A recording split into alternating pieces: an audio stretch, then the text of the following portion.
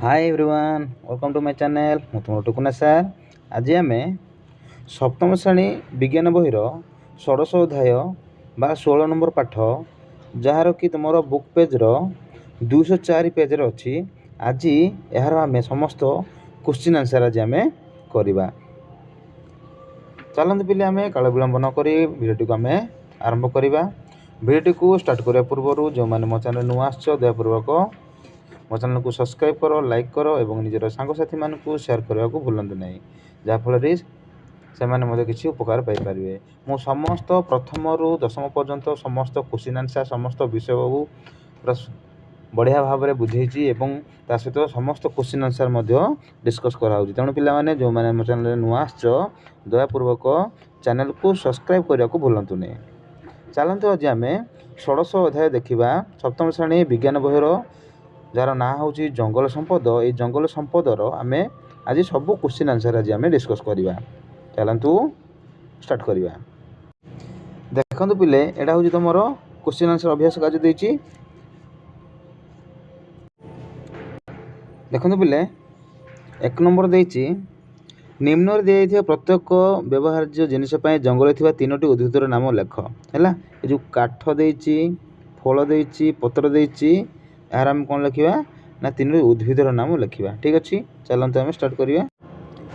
देखो एक नंबर देती निम्न दिया प्रत्येक व्यवहार्य जिनिस तीनो जंगल थी गछर नाम लिख। काठ विषय में लिखा देख शागुआन पियाशाल और शाल। ठीक अच्छे खरे फल विषय लिखा अँला पणस हरिड़ा। गो पत्र पत्र विषय लिखा तीन नाम केन्दु यूकालिपटास आउ निम्ब। ठीक अच्छे पिले एक नंबर क्लियर। देखो दुई नंबर देती पिले जंगल को कहीं प्राकृतिक संपद कहवा उदाहरण सह दर्शाओ है। कहीं आम जंगल को प्राकृतिक संपद कहवा लिखा B1 देकी लिखा है। देख मनीष निजर खाद्य वस्त्र और अन्य आवश्यकता मेटाइवाई धान गहम मुग बिरी चिनाबादाम नलिता कपा इत्यादि गोटे गोटे जातिर उद्भिद को कौन थाए चाष करें। B2 देकी लिखा किंतु केतक अंचल विभिन्न जातिर उद्भिद आपे आपे उठी घंच आस्तरण सृष्टि करथांती। बेले बेले यही प्राकृतिक उपाय बढ़ुवा गछलता एकर एकर व्यापी रही है। एथिपाई जंगल को प्राकृतिक संपद बोली कहवा।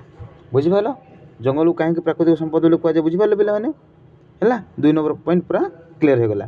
देखो बर्तमान को तीन नंबर देखिए आम तले दिया प्राकृतिक संपद गुड़िक असरंती और सरंती संपद वर्गीकरण कर कही पिले असरंती और सरंती। असरंती मान जोटा कि सरब ना, सरंती मान जोटा कि सरी जाए कही पूर्व पढ़ेला बेलू। देखो ये देदी सी है उपरे कोयला बाघ कुंभीर हरड़ा एरा सब आम भितर कौन लिखा कौटा असरंती कौटा सरंती। असरंती आम लिखिपर सूर्यालोक माटी पवन हरड़ा गछ हाथी बाघ कुंभीर चिल यहाँ हूँ असरंती सरब ना। सरंती कौन कोयला खनिज तैल है। कोयला खनिज तैल कौन सरीजे पिला है। पे सब कौन सरीज आज ये जगार जब खनि अच्छी से जो नहीं गले आ कौन कोयला कौन आउ तैयारी हम कि तैयारी हेनी से जगह सरला पुणी आउ अलग जगह से अनुसंधान करेंगे हाँ ना नहीं। तेणु कोयला और खनिज तैल से हूँ सरंती संपद। ठीक अच्छे सब सरंती प्राकृतिक संपद। ठीक अच्छे नहीं देख 4 नंबर कौन देखिए।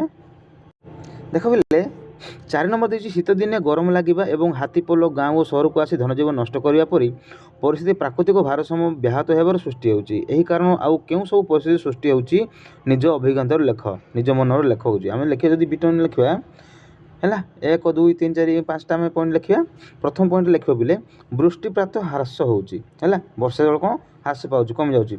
मृत्तिका क्षय घटुची मृत्तिका क्षय हम बन्या होउची एवं आ कौन कूप झरणा आदि जल प्रभाव कमी जाऊँगी और वायुमंडल प्रदूषित होची।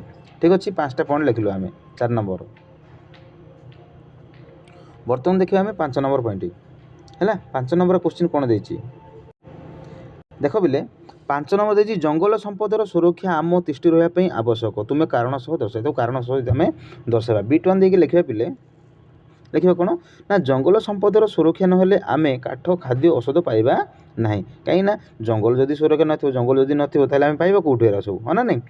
B2 लिख झुणा लाख अठा अठा महू तेल मसला बाउंस रेशम आदि जंगलजात द्रव्य पाइबा ना। जदि जंगल जदि नष्ट हो पाइबा कौटू। ତାପରେ ବିଟ୍ 3 ମୃତ୍ତିକା କ୍ଷୟ ଘଟିବ ଏବଂ ବନ୍ୟା ଦେଖାଦିବ ହଁ ନା ନାହିଁ। ଯଦି ଜଙ୍ଗଲକୁ ଯଦି ସୁରକ୍ଷା ନ କରୁଛେ ତାହେଲେ ବାୟୁମଣ୍ଡଳ ତାପମାତ୍ରା ମଧ୍ୟ ବୃଦ୍ଧି ପାଇବ। ତାପରେ ବର୍ଷା ପରିମାଣର ହ୍ରାସ ପାଇବ, ମୂର୍ତ୍ତିକାର ଗୁଣାତ୍ମକ ମାନ ହ୍ରାସ ପାଇବ। 5 ନମ୍ବର ପୁରା କ୍ଲିୟର ହେଇଗଲା ପିଲେ। ଠିକ୍ ଅଛି, ବର୍ତ୍ତମାନକୁ ଦେଖିବା ଆମେ 6 ନମ୍ବର। ଦେଖ ପିଲେ ଆଉ ଦୁଇଟା ପଏଣ୍ଟ ଲେଖିଲେ ମଧ୍ୟ ହେବ। ଆଉ ଦୁଇଟା ପଏଣ୍ଟ ଲେଖିଦେବ ସେଠି ହେଲା। ପରିବେଶ ପ୍ରଦୂଷଣ ବୃଦ୍ଧି ପାଇବ ଏବଂ ଶେଷରେ ଲେଖିବା ଆମେ ଶେଷରେ ପୃଥିବୀ ଆମ ପାଇଁ ବାସ ଅନୁପଯୋଗୀ ହେବ। ଏଇଟା ହେଉଛି 5 ନମ୍ବର। ଠିକ୍ ଅଛି।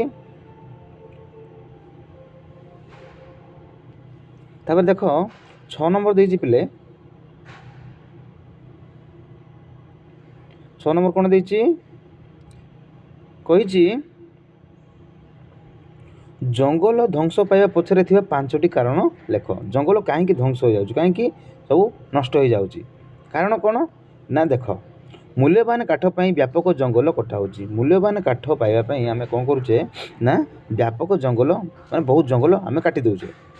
ବିଟ୍ 2ରେ ଦେଖିବା ଆମେ ବାସଗୃହ କଳକାରଖାନା ଆଦି ସ୍ଥାପନ ପାଇଁ ଜଙ୍ଗଲ କଟା ହେଉଛି। ଆମେ କ'ଣ ପାଇଁ ପୁଣି ଜଙ୍ଗଲ କାଟୁଛେ ନା ଘର ତିଆରି କରିବା ପାଇଁ, ଆଉ କିଛି ଯଦି ଫ୍ୟାକ୍ଟ୍ରି ବନାଉଛେ, କଳକାରଖାନା ବନାଉଛେ, ସେଇଥିପାଇଁ ମଧ୍ୟ ଆମେ ଜଙ୍ଗଲ କାଟି ଦେଉଛେ। ସେଠୁ ଜଙ୍ଗଲ କାଟି ଦେଉଛେ ହେଲା।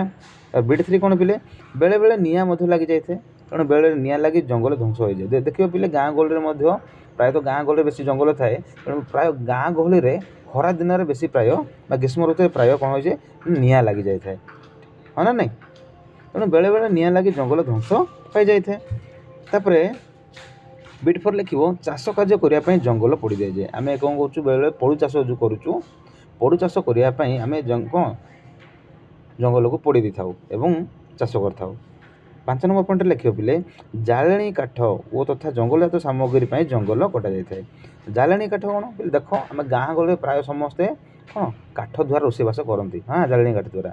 ଆଉ କ'ଣ ଗାଁ ଗହଳିରେ କ'ଣ ଗ୍ୟାସ୍ ଥିଲା, ଏବେ ପିଲେ ମାନେ ଗ୍ୟାସ୍ ହେଇଗଲାଣି, ସମସ୍ତେ ପ୍ରାୟ ଗ୍ୟାସ୍ ୟୁଜ୍ କରୁଛନ୍ତି। କିନ୍ତୁ ଆଗରୁ ପ୍ରାୟ ଲୋକମାନେ କ'ଣ କରୁଥିଲେ ନା ସମସ୍ତେ କାଠକୁ କ'ଣ ଜାଳେଣୀ ରୂପେ ବ୍ୟବହାର କରୁଥିଲେ। କାଠ ଆଣିକି କାଠ ସାହାଯ୍ୟରେ ସେ ରୋଷେଇବାସ କରୁଥିଲେ ହଁ ନା ନାହିଁ। ଏବେ ମଧ୍ୟ ଗ୍ୟାସ୍ ମିଳିଲା ସତ୍ତ୍ୱେ ମଧ୍ୟ ଲୋକମାନେ କାଠରେ ହିଁ ପ୍ରାୟ ଅଧା ଭାଗ ରୋଷେଇବାସ କରୁଛନ୍ତି।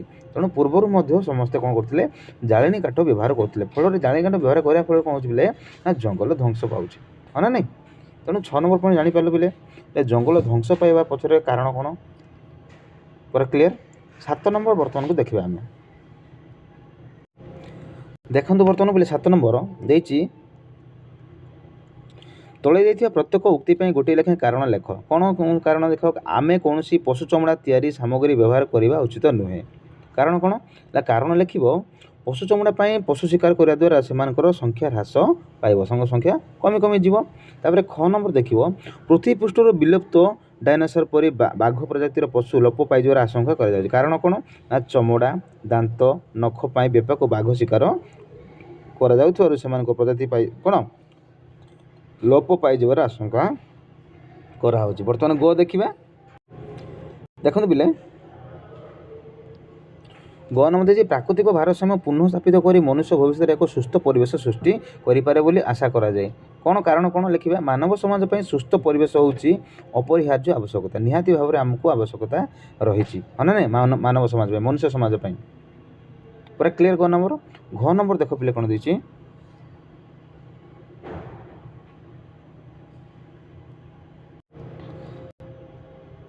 ଦେଖ ପିଲେ ଘ ନମ୍ବର, ତୁମ ପରିବେଶର ଅବକ୍ଷୟ ଓ ପ୍ରଦୂଷଣ ରୋକିବା ପାଇଁ ଦୃଢ଼ ପଦକ୍ଷେପ ନେଇପାରିବେ ବୋଲି ଶିକ୍ଷକ ବିଶ୍ୱାସ କରନ୍ତି। କାରଣ କ'ଣ ନା ଆମେ ଲେଖିବା କାରଣରେ ସୁସ୍ଥ ପରିବେଶର ଉପଯୋଗିତା ସମ୍ପର୍କରେ ଅବଗତ ହୋଇସାରିଛୁ ହେଲା। ଆମେ ସମସ୍ତେ ଜାଣିଗଲୁଣି ଯେ ସୁସ୍ଥ ପରିବେଶ ପାଇଁ କ'ଣ ସବୁ ଆବଶ୍ୟକତା ରହିଛି। ଆଶା କରୁଛି ପିଲାମାନେ ଭିଡ଼ିଓଟିକୁ ଭଲ ଲାଗିଥିବ। ଆଜି ଆମେ ପୁରା କ୍ଲିୟର ଭାବରେ ବୁଝିଲୁ ଜଙ୍ଗଲ ସମ୍ପଦ ଷୋଡ଼ଶ ଅଧ୍ୟାୟ ବିଜ୍ଞାନ ବହି 7ମ ଶ୍ରେଣୀର। ଯଦି ଭିଡ଼ିଓଟିକୁ ଭଲ ଲାଗିଥାଏ ତାହେଲେ ଲାଇକ୍ କର, କମେଣ୍ଟ କର ଏବଂ ନିଜର ସାଙ୍ଗସାଥିମାନଙ୍କୁ ସେୟାର କରିବାକୁ ଭୁଲନ୍ତୁ ନାହିଁ। ମୋ ଚ୍ୟାନେଲରେ ଆପଣମାନେ ଜଡ଼ିତ ଥାନ୍ତୁ। ମୁଁ ଗୋଟେ ପରେ ଗୋଟେ ନୂଆ ଭିଡ଼ିଓ ଆପଣମାନଙ୍କ ପାଇଁ ନେଇ ଆସିବି। ଆଉ ଗୋଟେ ସୂଚନା ଦେଉଛି ପିଲେ, ଆଗକୁ ଆମେ ଟେନ୍ସର ଡିସ୍କସ୍ କରିବା, ପାର୍ଟ ଅଫ୍ ସ୍ପିଚ୍, ଯେତେ ସବୁ ଇଂଲିଶର ଗ୍ରାମାଟିକାଲ ସବୁ ଯେତେ ଅଛି ସବୁ ଆମେ କ୍ଲିୟର ଭାବରେ ବୁଝିବା। ତେଣୁ ଚ୍ୟାନେଲରେ ଆପଣମାନେ ଜଡ଼ିତ ଥାନ୍ତୁ।